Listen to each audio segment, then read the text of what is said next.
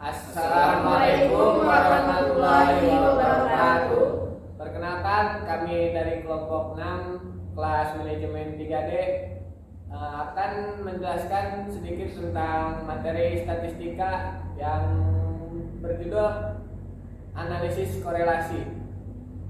Perkenalkan, saya sendiri Pena Lesmana.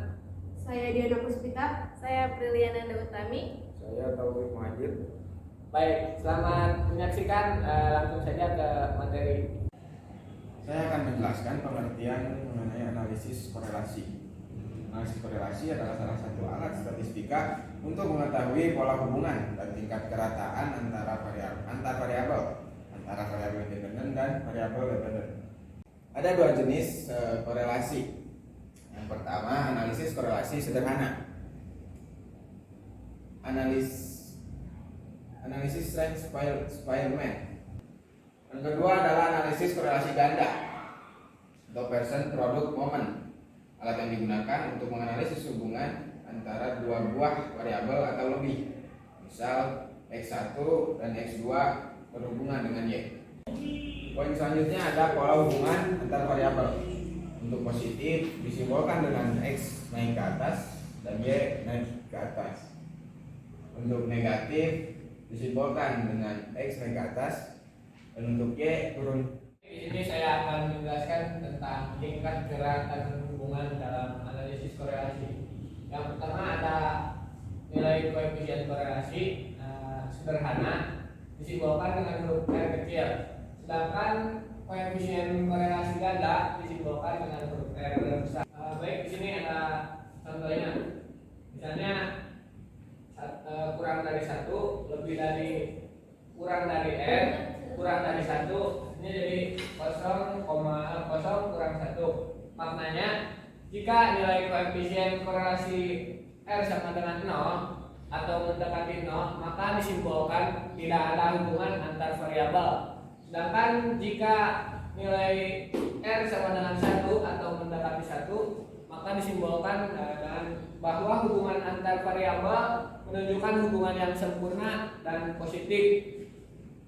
Selanjutnya jika nilai R kurang dari 1 atau mendekati min 1 misalnya, maka disimpulkan bahwa hubungan antar variabel menunjukkan hubungan yang sempurna dan negatif.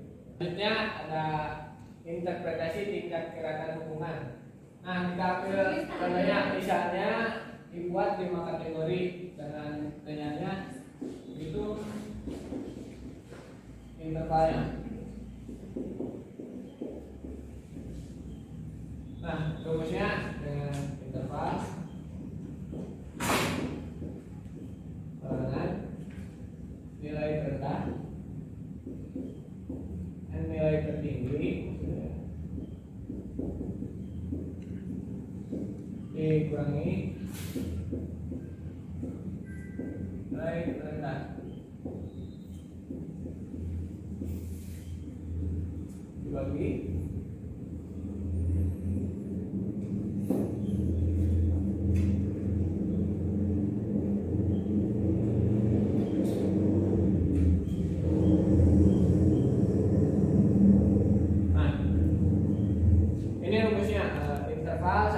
nilai tertinggi dikurangi nilai terendah. Kan dari nilai tertinggi interval itu 1 ya, 1. Terus nilai terendahnya 0, jadi 1 kurangi 0 atau 0 dibagi jumlah kategorinya kan di sini 5 kategori, jadi dibagi 5, hasilnya 0,20. Nah, ini untuk hasilnya. Yes.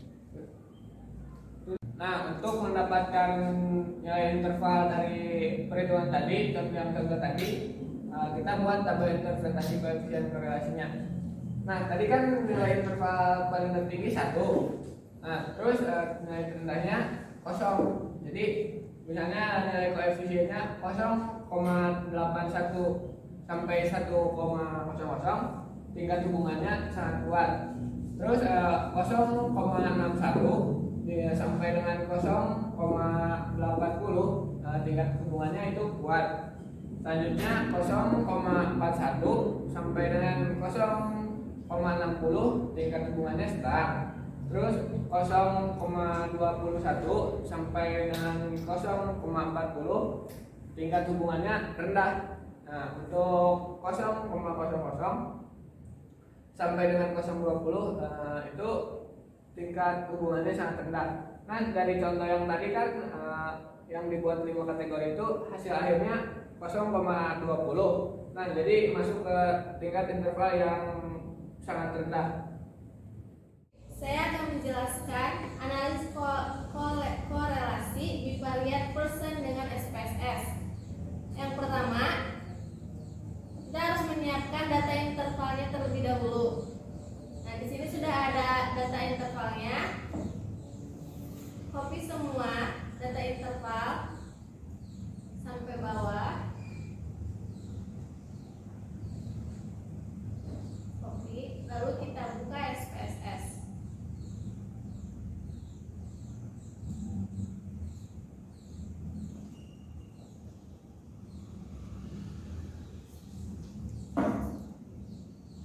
Setelah terbuka SPSS-nya, masukkan data interval tersebut ke kolom. Setelah ada data intervalnya, kita klik variable view. Sini ada name, type, width, decimal, label, always missing column, elegant, measure, dan load. Kita akan mengubah name dan label. Name pertama kita ubah menjadi X1, kedua X2, yang ketiga G. Dan labelnya di sini kita masukkan promosi via sosmed. Yang kedua lokasi. Yang ketiga keputusan kuliah di Unmar. Setelah itu kembali ke data view. Karena sudah ada variabelnya, jadi kita klik analyze, correlate. Ada pilihan bivariat, partial, distance. Kita pilih bivariat. Blok semuanya, lalu pindahkan ke kolom variables. Kalau yang nggak otomatis centangnya, kita centang terlebih dahulu persennya, totalnya sama flag significant correlationnya. Lalu kita klik OK.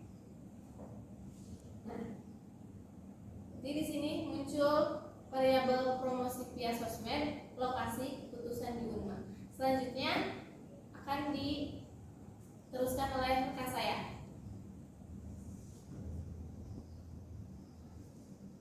Saya akan menjelaskan hasil interpretasi yang didapatkan dari output SPSS tadi yang sudah dipaparkan oleh teman saya.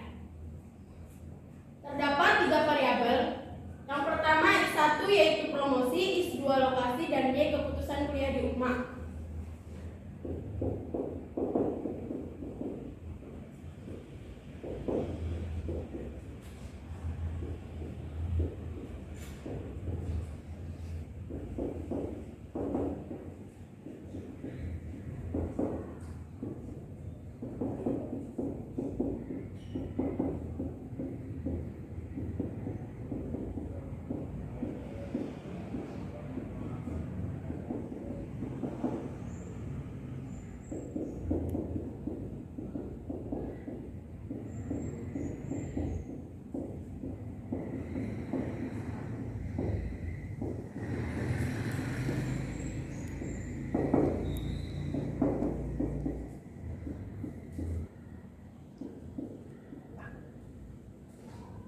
Lalu diperoleh hasil analisis sederhana yang hubungan antara promosi dengan lokasi atau R X2 X1, yaitu nilainya bisa dilihat di tabel SPSS tadi.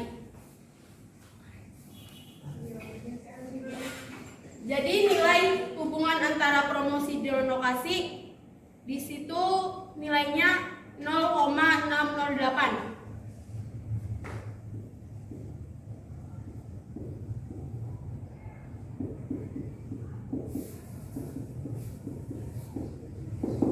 Dapat disimpulkan, jadi pola hubungan antara promosi dengan lokasi bersifat positif karena Rx2X1 sama dengan 0,608 atau bernilai positif.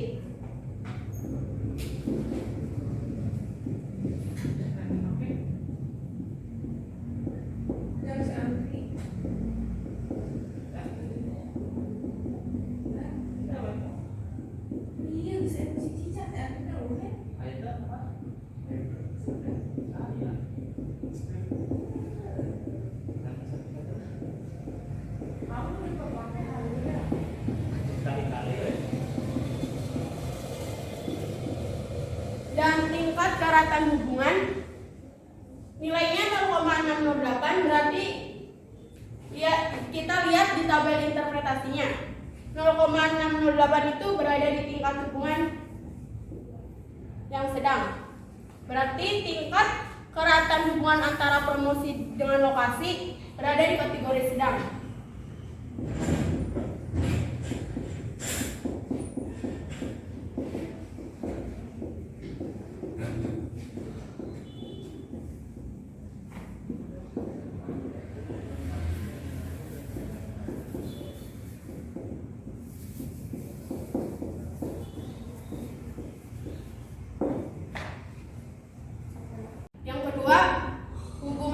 Antara promosi dengan keputusan kuliah di Unma atau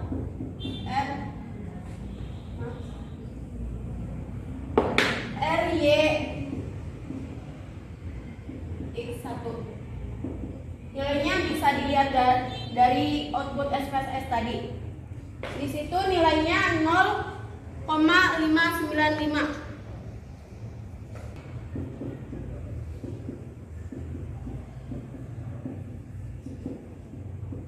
Dapat disimpulkan, pola hubungan antara promosi dengan keputusan kuliah di Unma bersifat positif karena RYX1 sama dengan 0,595 atau bernilai positif.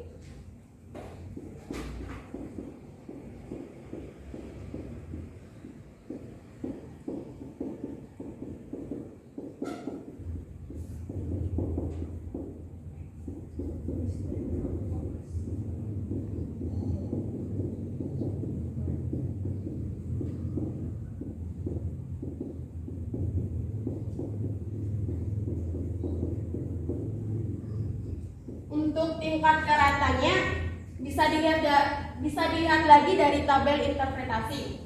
595 berada di tingkat hubungan sedang.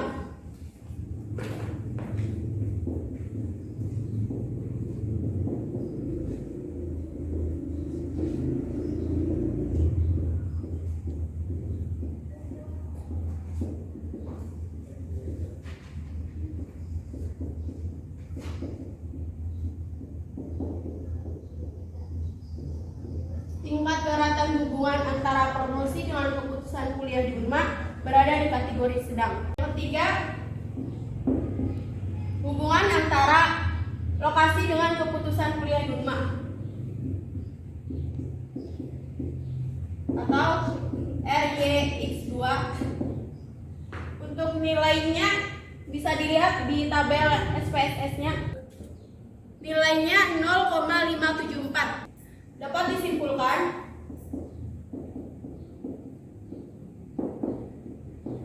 pola hubungan antara lokasi dengan keputusan kuliah di Unma bersifat positif karena RYX2 sama dengan 0,574 bernilai positif.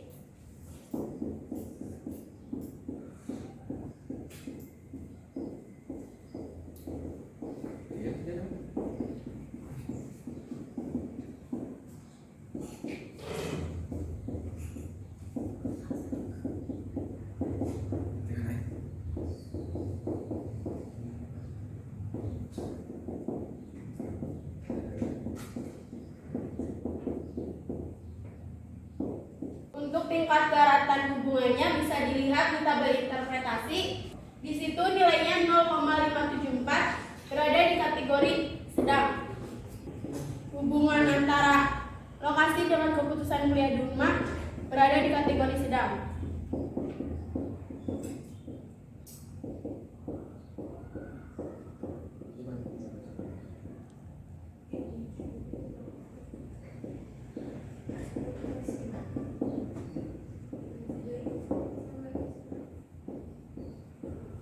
Yang terakhir, hubungan antara promosi dan lokasi terhadap keputusan kuliah di Unma.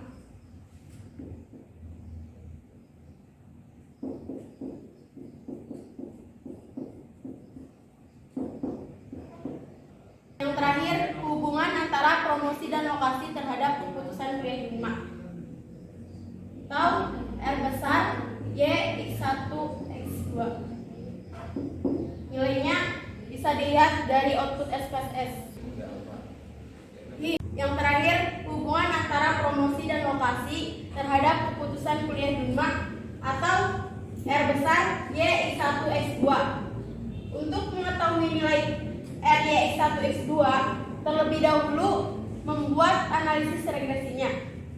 Baik, untuk mengetahui nilai regresinya, analis regression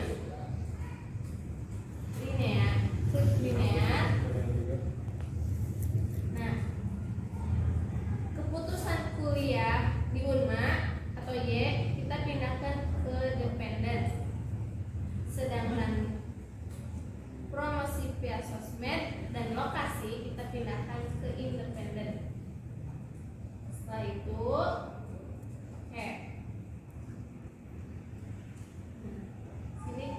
di sini akan keluar model Sandberg. Kita bisa tahu nilai regression itu dari model Sandberg ini.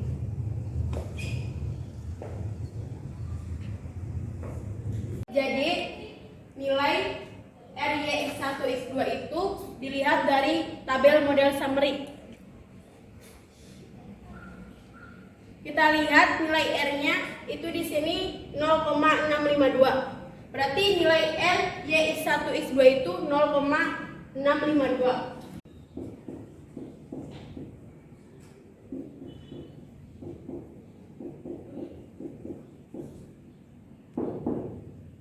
Dapat disimpulkan, pola hubungan antara promosi dan lokasi terhadap keputusan kuliah di Unma bersifat positif karena R Y X1 X2 sama dengan 0,652 atau bernilai positif.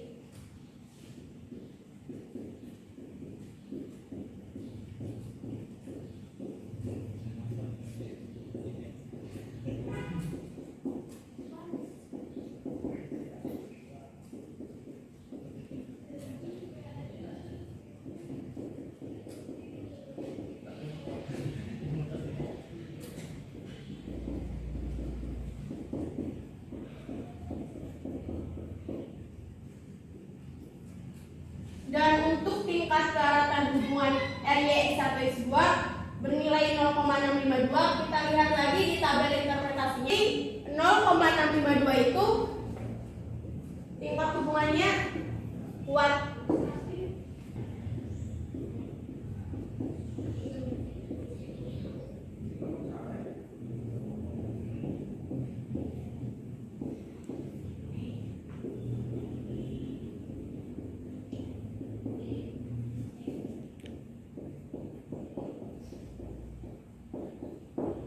Tingkat keeratan hubungan antara promosi dan lokasi terhadap keputusan kuliah di Unma berada di kategori kuat. Mungkin itu saja yang bisa saya sampaikan, kurang lebihnya mohon maaf. Baik, sekian dari kelompok kami. Mohon maaf apabila ada materi yang kurang jelas. Wabillahi taufiq wal hidayah. Wassalamualaikum warahmatullahi